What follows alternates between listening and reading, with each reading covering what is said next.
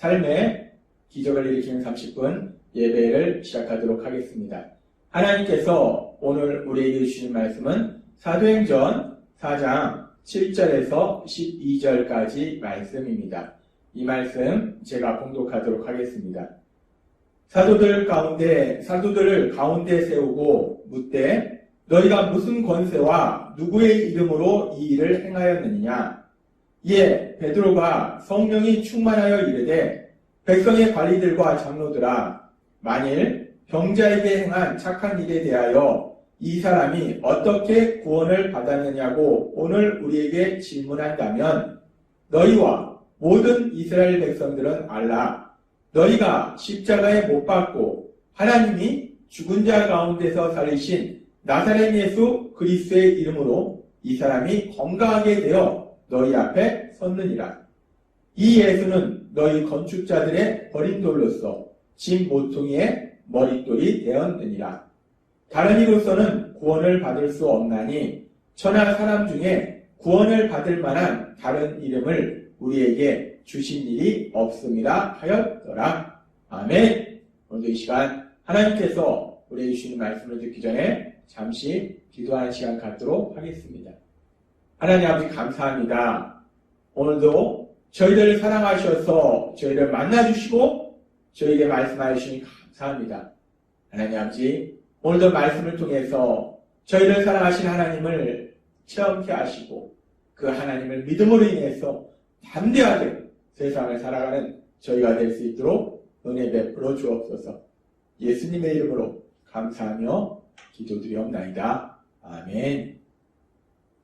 우리가 사도행전 4장의 말씀에 보면은 이제 사도행전 3장에서 베드로 사도가 나면서부터 걷지 못하던 사람을 예수님의 이름으로 담대하게 선포함으로 인해서 치료하는 기적을 행하는 장면이 있습니다.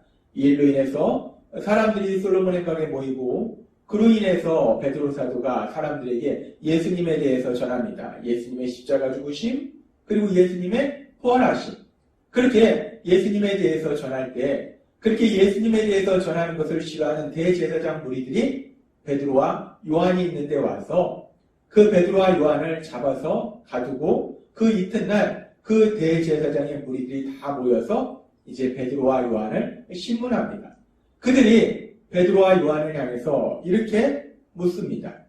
사도행전 4장 7절 말씀. 사도들을 가운데 세우고 묻되 너희가 무슨 권세와 누구의 이름으로 이 일을 행하였느냐? 라고 묻습니다. 너희가 도대체 무슨 권세로 누구의 이름으로 이 병자를 치료했느냐? 너희가 어떻게 이 병자를 치료했느냐? 라고 걷지 못하던 사람을 어떻게 걷도록 만들었느냐? 이렇게 깨끗하게 치료했느냐? 라고 그 병자가 치료된 거에 대해서 이 대제사장 무리들이 묻습니다. 그렇게 병자가 치료된 거에 대해서 대제사장 무리들이 물었을 때 베드로 사도가 이렇게 말합니다. 사도행전 4장 9절 말씀. 만일 병자에게 행한 착한 일에 대하여 이 사람이 어떻게 구원을 받았느냐고 오늘 우리에게 질문한다면 이라고 묻습니다. 지금 대제사장 무리들은 이 병자를 어떻게 치료한 것이냐? 병자의 치료. 그 사람이 걷지 못하던 사람이 걷게 된 그것에 대해서 묻고 있는데 지금 베드로 사도는 어떻게 이 사람이 구원받았느냐고 묻는다면 이라고 얘기하고 있습니다. 지금 베드로 사도는 이 구원이라는 의미를 병자가 치료되는 것, 걷지 못하던 사람이 걷게 되는 역사, 그 역사를 구원이라는 의미로 사용하고 있어요. 그래서 이 사람이 어떻게 구원받았는지 우리에게 묻는다면 이라고 말하고 있습니다. 그렇게 구원의 의미를 병자가 치료되는 것, 그것을 구원받았다라는 의미로 사용하고 있고 그러면서 계속되는 말씀에 보면 사도행전 4장 10절에서 이렇게 말합니다. 너희와 모든 이스라엘 백성들은 알라. 너희가 십자가에 못 박고 하나님이 죽은 자 가운데서 살리신 나사렛 예수 그리스도의 이름으로 이 사람이 건강하게 되어 너희 앞에 섰느니라 라고 말하고 있습니다. 베드로 사도는 담대하게 말할 때 그 예수님께서 너희가 십자가에 죽도록 못 박도록 만드신 그 예수님, 그런데 하나님이 살리신 그 예수님이 이 병자를 치료하셨다. 예수님이 이 병자를 깨끗하게 치료해 주셔서 걷지 못하는 사람이 걷도록 역사하셨다라고 말하고 있습니다. 지금 이 사도행전 4장 9절에서 이 사람이 어떻게 구원받았느냐라고 묻는다면 이라고 질문한 다음에 예수님께서 치료하셨다는 거예요. 지금 우리가 사도행전 4장 9절과 10절의 말씀을 우리가 함께 묵상해 보면 지금 베드로 사도는 구원이라는 그 개념을 구원이 이 병자가 치료받는 것, 걷지 못하던 사람이 걷게 되는 치료의 역사, 그것을 구원이다 라고 지금 표현하고 있다는 겁니다. 그렇게 베드로 사도가 4장 9절과 10절에서는 걷지 못하던 사람이 걷게 되는 거, 현실의 삶의 문제가 해결되는 거, 그것을 구원이다, 구원받았다 라는 표현을 사용하고 있고, 그리고 계속해서 베드로 사도는 사도행전 4장 12절에서 이렇게 말하고 있습니다. 다른 이로서는 구원을 받을 수 없나니 천하 사람 중에 구원을 받을 만한 다른 이름을 우리에게 주신 일이 없음이라 하였더라 라고 말하고 있습니다.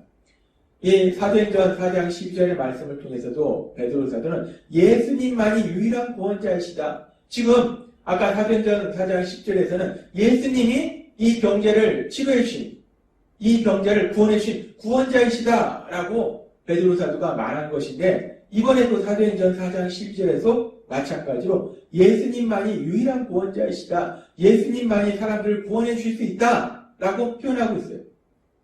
지금 사도행전 4장에서 베드로 사도는 계속해서 예수님만이 구원자이시라는 거예요. 예수님만이 사람들을 구원해 주신다는 겁니다.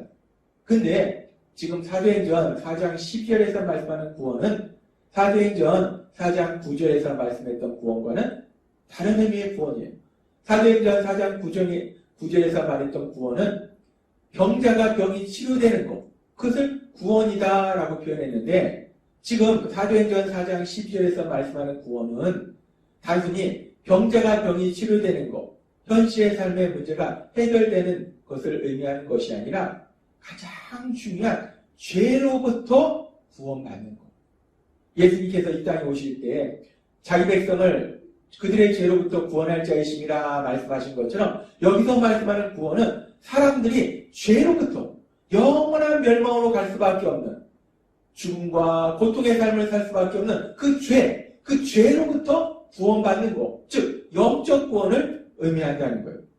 지금 사도행전 4장 12절의 말씀을 통해서 베드로 사도는 얘기할 때 예수님은 단순히 육체의 질병에서 구해주시는 구원자이실 뿐만이 아니라 더 나아가서 가장 중요한 죄로부터 우리를 구원해 주신 구원자이시다, 영적인 구원을 이루시는 분이다 라고 말씀한다는 겁니다. 지금 사도행전 4장의 말씀을 우리가 읽고 묵상하자면 예수님은 우리의 구원자이신데 그 구원이라는 것이 죄로부터의 구원인 영적인 구원의 의미도 있고 또 현실의 삶의 문제로부터의 구원인 그런 구원의 의미도 있다는 것을 우리가 알 수 있습니다.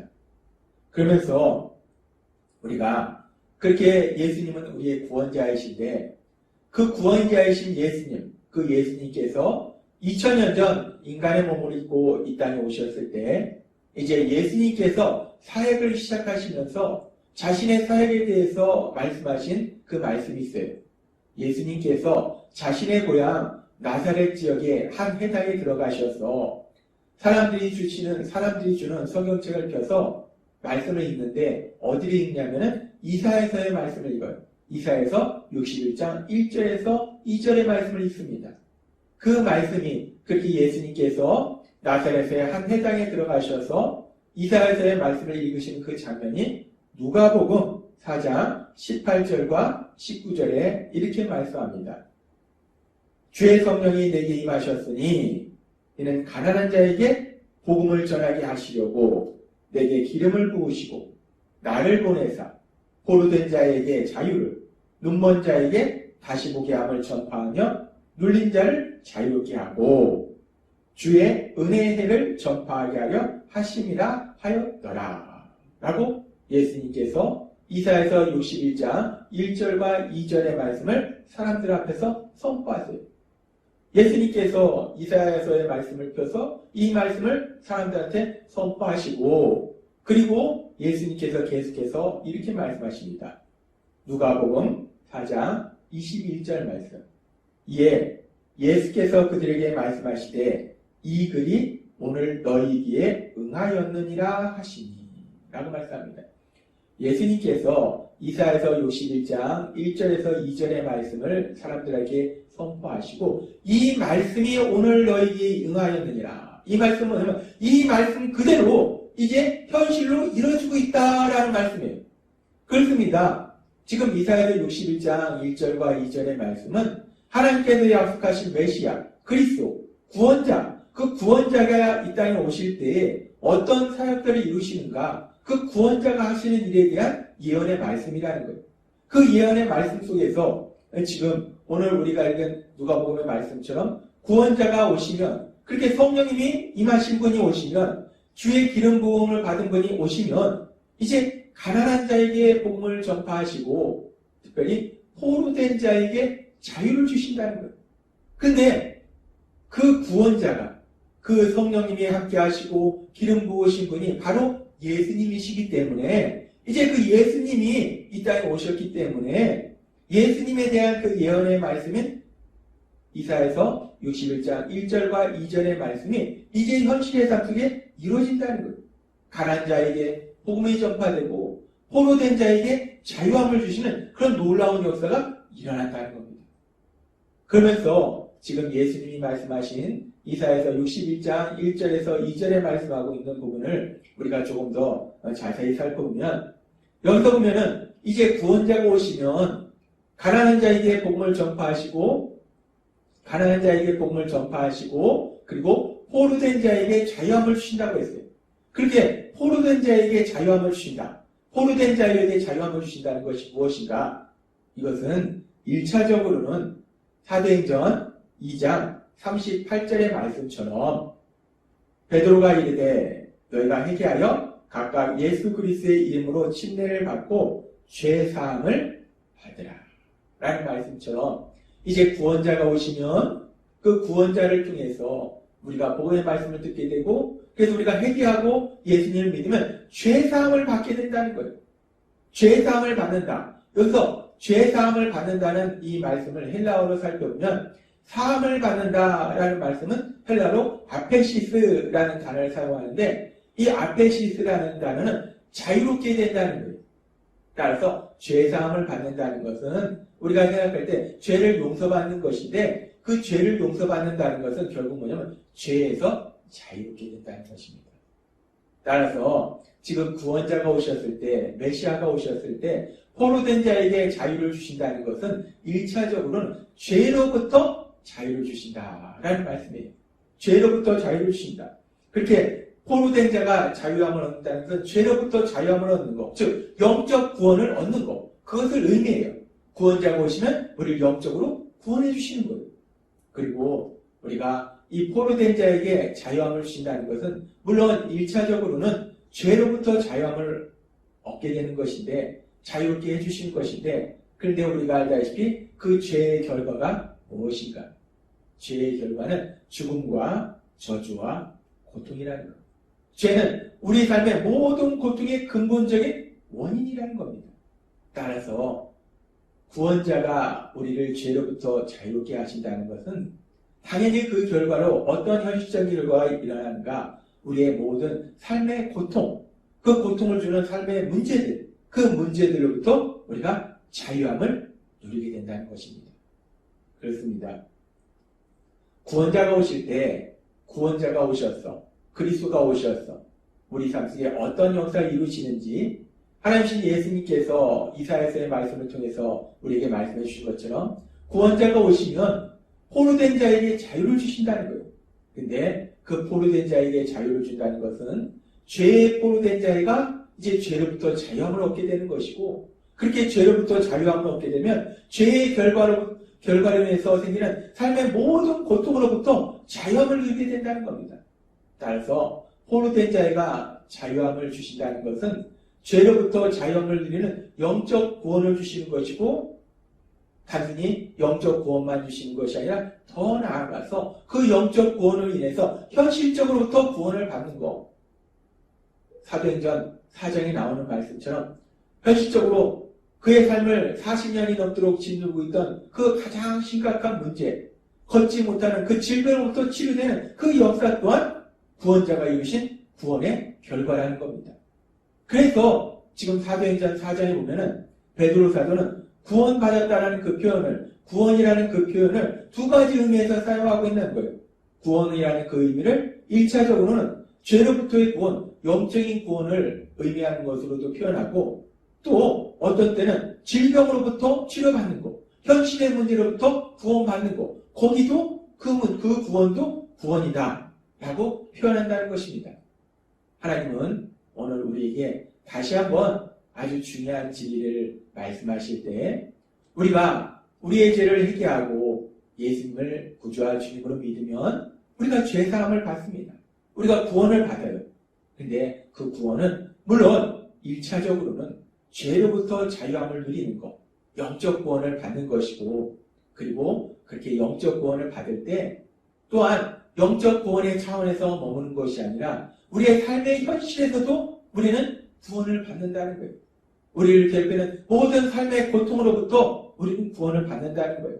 따라서 잠깐 동안 우리가 삶 속에 이런저런 문제를 만나겠지라도 결국은 그 모든 고통에서, 저주에서 우리가 자유함을 누리기 때문에 결국은 하나님이 주신 기쁨과 평안을 누리는 참된 행복을 누리게 될 걸 믿습니다.